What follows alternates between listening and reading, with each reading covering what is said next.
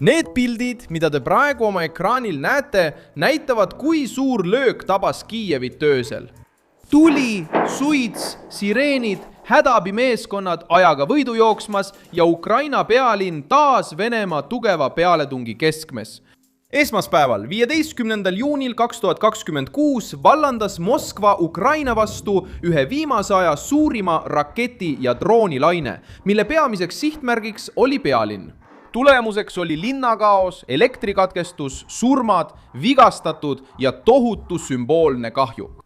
Siin sai pihta Ivi Petšerski-Lavra, üks tähtsamaid õigeusu kristluse paiku ja UNESCO maailmapärandi objekt, kus uinumise katedraali haaras tuli. Vladimir Putin ei rünnanud ainult betooni, katust ja elektrivõrku.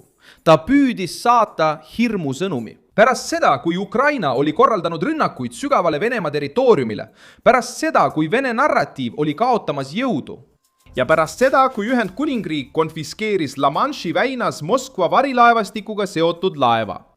Venemaa tulistas umbes 70 raketti ja üle 600 drooni, et proovida jõuga Kiievit murda, samal ajal kui Ukraina näitas, et suudab endiselt vastu pidada, suure osa rünnakust tõrjuda ja tabada vaenlase tundlikke sihtmärke. Siin muutub küsimus vältimatuks. Mida tahtis Putin selle rünnakuga varjata? Miks rünnata just praegu Kiievit? Ja kuidas suutis Ukraina vastu pidada ööl, mis oli mõeldud pealinna kaosesse paiskama? Ma räägin sulle sellest kohe kõigest. Kui sulle meeldib selline otsekohene ja selge sisu, siis kaalu tellimist, sest siin on iga päev selliseid videoid. Venemaa korraldas öö jooksul ulatusliku koordineeritud rünnaku Ukraina vastu, kasutades rakette ja droone mitmest suunast. Ukraina võimude avaldatud ja rahvusvaheliste agentuuride poolt kajastatud andmete kohaselt lasti Ukraina linnade pihta 70 raketti ja 611 drooni. Sihtmärkideks olid muu hulgas Kiiev, Harkiv ja Dnipro. Ukraina õhutõrje suutis alla lasta või kahjutuks teha suurema osa ründevahenditest, sealhulgas 50 raketti ja 582 drooni, kuid kümned tabasid siiski linnapiirkondi, taristut ja tundlikke objekte. See oli pealetung, mis oli kavandatud õhutõrje ülekoormamiseks, tõrjesüsteemide väsitamiseks ja linnades hirmu külvamiseks. Moskva soovis mahtu, müra ja poliitilist mõju. Kõige nähtavama löögi sai Kiiev. Pealinnas tabati üle 50 koha. Süttisid autod, laod, äriruumid, turg, elumajad ja elektriliinid. Linnapea Vitali Klitschko teatas, et vähemalt 140 000 tarbijat jäi võrgukahjustuste tõttu elektrita. Linn oli tugeva surve all, elanikud pagesid varjenditesse, toimusid järjestikused plahvatused ning eriolukorra meeskonnad olid laiali mitmes linnaosas. Eesmärk näis olevat ilmne, panna Kiiev põlvili ja näidata jõudu ajal, mil Ukraina oli paljastamas Venemaa nõrkusi.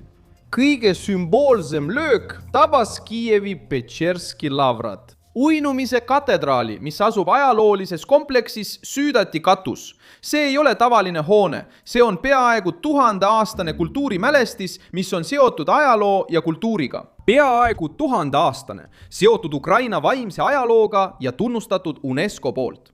Hädaabimeeskonnad töötasid leekide kustutamise nimel, samal ajal kui töötajad eemaldasid religioosseid esemeid ja püüdsid kaitsta templi sisemust. Põleva katedraali kujutis sai õhtu poliitiliseks sümboliks. Venemaa väidab, et kaitseb kristlikke väärtusi, samal ajal kui üks Ukraina suurimaid kristlikke sümboleid põles rünnaku all. Volodõmõr Zelenski. Venemaa väidab, et kaitseb kristlasi, samal ajal kui Ukraina kristlaste sümbolid põlesid rünnaku all. Venemaa, kelle rünnaku all põlesid Ukraina suurimad kristlikud sümbolid. Ta külastas kahjustatud kohta ja nõudis G7-lt vastust, paludes rohkem survet Moskvale ning suuremat toetust Ukraina õhutõrjele, eriti ballistiliste rakettide vastu. Zelenski sõnavõtt püüab muuta öise šoki konkreetseks rahvusvaheliseks surveks. Kiievi jaoks ei piisa ainult hukkamõistmisest pärast seda, kui katedraal on juba põlema süttinud. Kiievi jaoks tahab Ukraina süsteeme, mis suudaksid takistada järgmisel Vene lainel maapinnale jõudmast. Just seal lahkub sõda sõjalisest valdkonnast ja siseneb moraalsesse võitlusse. See, kes hävitab usulist pärandit, et sundida alistuma, ei saa end tsivilisatsiooni kaitsja rollis näidata. UNESCO mõistis samuti hukka Kiievi Petšerski Lavra vastu suunatud rünnaku. Tuletame meelde, et see paik asub maailmapärandi nimistusse kuuluva Kiievi Püha Sofia katedraali ja sellega seotud kloostrihoonete territooriumil. Venemaa eitas kloostri ründamist ja väitis, et Lavra sai kannatada USA Patriot-raketi tõttu, mis olevat tõrkunud. Sellise versiooni esitas Venemaa kaitseministeerium, väites, et sihtmärgiks olid Kiievis asuvad sõjalised ja tööstuslikud rajatised. Kuid Vene narratiiv läks vastuollu Ukraina süüdistustega ja teadetega Vene droonide rusude kohta. Kompleksi piirkonnast leitud rusudega järgnes Moskva vastus tuntud mustrile. Rünnata suures ulatuses, eitada tsiviilkahjusid, süüdistada Ukraina kaitset ja püüda muuta ohver ise oma tulekahju eest vastutavaks. Neile, kes sõda jälgivad, ei tule see manööver üllatusena. Erinevus seisneb nüüd tabatud sihtmärgi sümboolses tähenduses. Ka Harkiv sai tugevalt kannatada. Linna ründasid raketid ja seal hukkusid päästjad, kes töötasid hädaolukorra lahendamisel. Võimud ja rahvusvahelised agentuurid teatasid, et piirkonnas hukkus 5 päästetöötajat, samal ajal kui teised inimesed said vigastada. Rünnak nende vastu, kes püüavad elusid päästa, suurendab pahameelt, sest see paljastab jõhkra mustri. See taktika avaldab elanikkonnale psühholoogilist survet ja kurnab ka hädaabiteenistusi. Sõnum on lihtne ja julm. Isegi need, kes tulevad appi, muutuvad Moskva hirmusõja sihtmärkideks. Ka teised piirkonnad on sattunud pealetungi sihikule. Dnipro, Krõvõi Rih, Kropõvnõtskõi, Šostka, Sumõ ja Zaporižja mainiti õhtustes uudistes kui tabamusi saanud või droonide ja rakettide seeria tõttu häireseisundis olevaid paiku.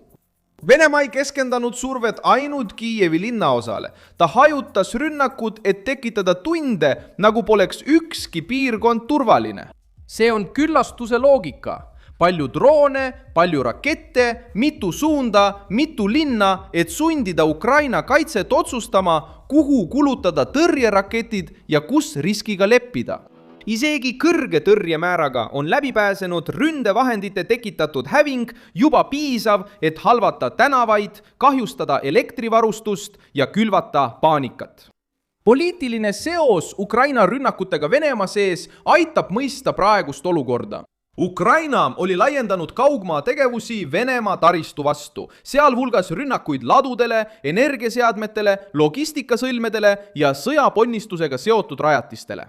See kahjustab Putini narratiivi, sest näitab, et Moskval ei ole täielikku kontrolli isegi omaenda territooriumil. Kui Venemaa tunneb, et sõda on tagasi tema enda kodus, püüab ta vastata jõudemonstratsiooniga Kiievi vastu. Ka Ühendkuningriigi poolt arestitud laeva juhtum mõjutab poliitilist õhkkonda. Briti väed läksid La Manche'i väinas laeva pardale ja arestisid selle, mida kahtlustatakse kuuluvat Venemaa varilaevastikku, mida kasutatakse sanktsioonide vältimiseks ja Venemaa naftavoolu säilitamiseks. Operatsioon puudutas Moskva jaoks tundliku kohta, sest varilaevastikust on saanud vahend sõja rahastamiseks, vaatamata lääne survele. Kui selline laev vahele jääb, kaotab Putin raha, kaotab marsruudi ja kaotab narratiivi. Selles tõlgenduses paistab Venemaa vastus Kiievile kättemaksu ja sõnumina. Kui lääs survestab merel, püüab Moskva süüdata olukorda maal. Donald Trump ilmub samuti selle kriisi diplomaatilises taustal.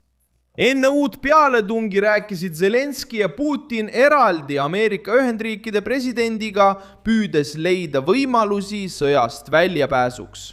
Vene rünnak vahetult pärast neid vestlusi andis Zelenskile võimaluse öelda, et Moskva ei näita tegelikku soovi peatuda. Samal ajal, kui räägitakse läbirääkimistest, tulistab Venemaa 100 droone ja 10 rakette Ukraina suurlinnade pihta. See nõrgestab igasugust Vene rahujuttu ja avaldab survet G7 liidritele, kes arutavad sõda teiste rahvusvaheliste teemade kõrval. Prantsusmaa reageeris võrreldes rünnakut Lavrale pommitamisega Notre Dame'i vastu. See võrdlus polnud tühi retooriline liialdus. Prantslaste jaoks sümboliseerib Notre Dame usku, ajalugu ja rahvuslikku identiteeti. Ukrainlaste jaoks on lavra samasugune mälu, traditsiooni ja kuuluvuse sümbol. Kui Venemaa ründab sellist pärandit, ei püüa ta hävitada ainult füüsilist struktuuri, vaid ka sümbolit. Ja kui sümbol on kristlik, on poliitiline kahju Putinile veelgi suurem, sest ta on aastaid püüdnud kujutada Venemaa traditsiooniliste väärtuste kaitsja ja eestkostjana. Uinumise katedraali tulekahju rebib selle propaganda kogu maailma ees tükkideks.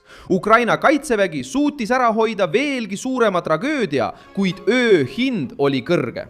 Kiiev elas üle, kuid Venemaa andis selgelt mõista, et kavatseb jätkata massiliste rünnakutega, et proovida pealinna murda. Mina olen Milson Alves, rahvusvaheliste suhete asjatundja ja minu eesmärk on hoida sind iga päev tõepäraselt kursis. Uudiste lingid leiad video kirjeldusest.